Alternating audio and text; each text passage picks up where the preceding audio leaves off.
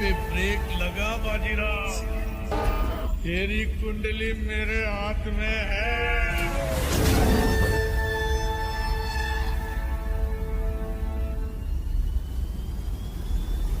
तब तेरा सामना सिर्फ रिश्वतखोर पुलिस वालों से हुआ है। जिस दिन तेरा सामना एक सच्चे पुलिस ऑफिसर से हो जाएगा ना, पैंट गीली हो जाएगी।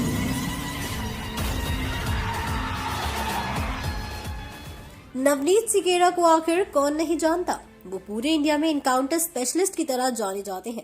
पहले इंजीनियरिंग एग्जाम कंप्लीट करके आईआईटी पहुंचे, इंजीनियर बने और फिर यूपीएससी परीक्षा पास करके आईपीएस बन गए। पुलिस अधिकारी के तौर पर ऐसे ऐसे काम किए हैं उन्होंने कि उनकी छवि सुपर कॉप की बन गई है। नवनीत सिकेरा उत्तर प्रदेश कैडर के 1996 बैच के आईपीएस ऑफिसर हैं।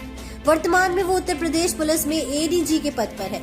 उनका जन्म ईयर 1971 में एटा जिले के एक छोटे से गांव में एक मिडिल क्लास किसान परिवार में हुआ था। उन्होंने हिंदी मीडियम स्कूल से शुरुआती पढ़ाई की। 12वीं के बाद जब वो दिल्ली गए तो वो डीयू के हंसराज कॉलेज में एडमिशन लेना चाहते थे, लेकिन उन्हें अंग्रेजी नहीं आती थी। इसके कारण क्लर्क ने उनकी बेइज्जती कर दी थी। उस क्लर्क ने उन्हें वापस घर जाने को कह दिया था। नवनीत सिकेरा को ये बात चुभ गई। इसके बाद वे आईआईटी की तैयारी में भिड़ गए। आईआईटी रुड़की में एडमिशन मिला, जहां उन्होंने सॉफ्टवेयर इंजीनियरिंग में बीटेक किया। यहीं उन्होंने पर्सनालिटी डेवलपमेंट पर भी ध्यान दिया था। नवनीत सिकेरा मिडिल क्लास परिवार से आते थे। गांव में उनके पिता ने अपनी जमा पूंजी से एक जमीन खरीदी थी, जिस पर असामाजिक तत्वों ने कब्जा कर लिया था। इंजीनियरिंग की पढ़ाई कर गांव लौटे नवनीत पिता को लेकर थाना पहुंचे, लेकिन वहां पुलिस अधिकारी ने उनकी मदद नहीं की और उन्हें भला बुरा सुनाने लगे।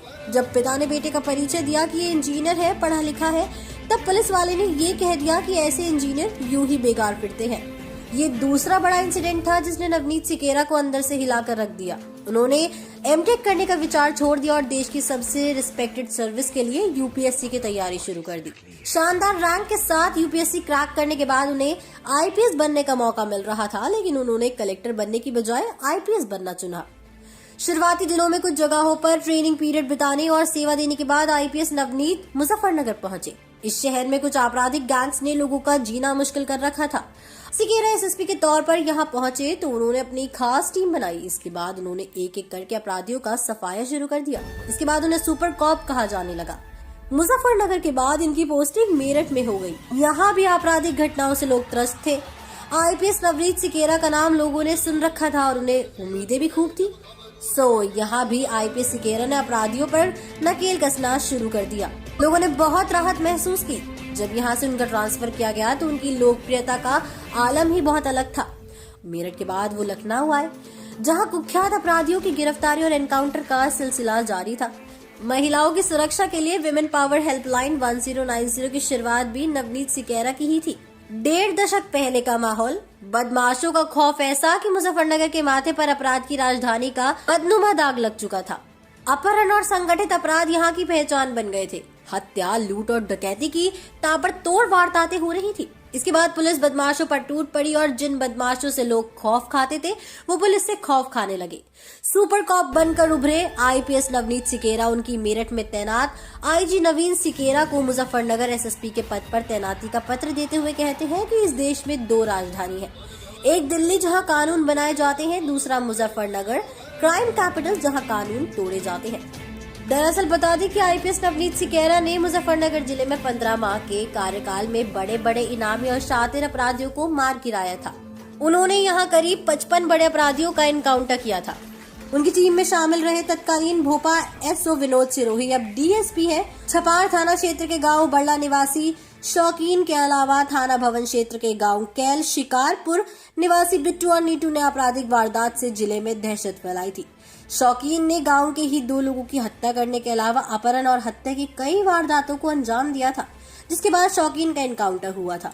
2004 में तत्कालीन उपराष्ट्रपति भैरव सिंह शेखावत सुखतीर्थ में कारगिल स्मारक पर विजय टैंक का लोकार्पण करने आए थे। तब उन्होंने सुखदेव आश्रम में एसएसपी सिकेरा से पूछा था कि यहाँ पर अपराध क्यों है और इस बारे में जानकारी भी मांगी थी। सिकेरा ने दिल्ली जाकर इस संबंध में तत्कालीन उपराष्ट्रपति को पूरी जानकारी भी दी थी।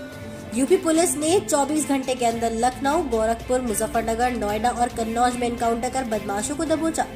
लखनऊ में बावरिया गैंग के 4 डकैतों को अरेस्ट किया गया। वहीं मुजफ्फरनगर में 25,000 के इनामी बदमाश इंद्रपाल जाट को मार गिराया गया। ऐसे ही एनकाउंटर 12 साल पहले माफिया रमेश कालिया का भी हुआ था। उसे मारने के पुलिस ने नकली बारात बनने का नाटक किया था। 12 फरवरी 2005 को यूपी पुलिस को माफिया रमेश कालिया के नीलमथा में होने की खबर लगी थी। तत्कालीन एसएसपी रहे नवनीत सिकेरा ने तुरंत अपने खास साथियों को बुलाकर एनकाउंटर का प्लान बना लिया। प्लान के मुताबिक डीलर ने 40,000 रुपए रमेश को सौंपे। उसने 80,000 रुपए की डिमांड की थी। कम रुपए देखकर वो गुस्सा गया और उसने पिस्तौल तान दी।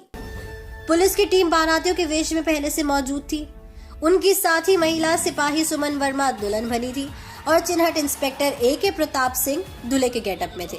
उसकी पिस्तौल निकालते ही पूरी टीम एक्शन में आ गई। रमेश कालिया पहली बार 14 साल की उम्र में जेल गया था।